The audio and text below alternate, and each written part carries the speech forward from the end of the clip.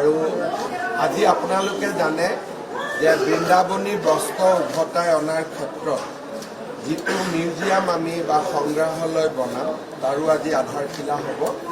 আজিৰ দিনটো অতি আনন্দৰ দিন আৰু আজিৰ দিনটোতে প্ৰদেশ কংগ্ৰেছৰ প্ৰাক্তন সভাপতি ভূপেন বৰা ডাঙৰীয়ায়ো ভাৰতীয় জনতা পাৰ্টীত যোগদান কৰিছে আৰু তেখেতৰ লগত প্ৰদেশ কংগ্ৰেছৰ সম্পাদক আৰু কেম্পেইন কমিটিৰ ভাইচ চেয়াৰমেনৰ দায়িত্বত থকা সঞ্জু বৰায়ো ভাৰতীয় জনতা পাৰ্টীত যোগদান কৰিছে।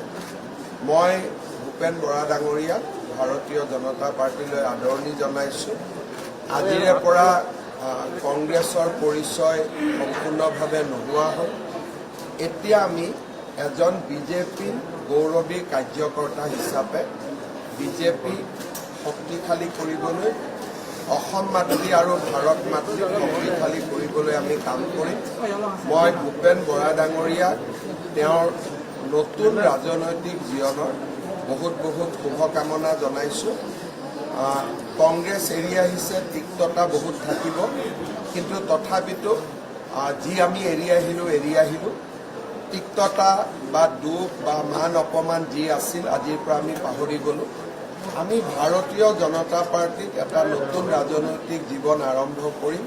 আমাৰ দলৰ আদৰ্শ সংস্কাৰ সন্মুখত ৰাখি আমি ভাৰতীয় জনতা পাৰ্টীৰ এজন গৌৰৱী কাৰ্যকৰ্তা হ'বলৈ প্ৰয়াস আৰু প্ৰচেষ্টা কৰিম।